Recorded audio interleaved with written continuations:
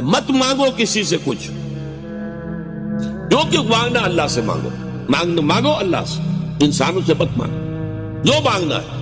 حضور نے فرمایا کہ اگر جوتے باندھنے کا فیتا جو ہے وہ تمہیں چاہیے، اللہ سے مانگو۔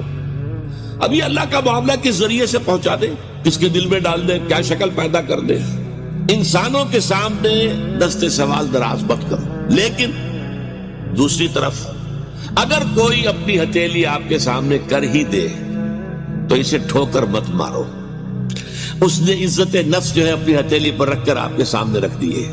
آپ اگر نہیں دینا چاہتے نہ دیں، ٹھیک ہے، لیکن ڈانٹنے کا آپ کو حق نہیں۔ بلکہ یہ بھی آیا ایک حدیث میں کہ تم دو، کچھ نہ کچھ دو، سائل کا ہاتھ خالی نہ لوٹاؤ۔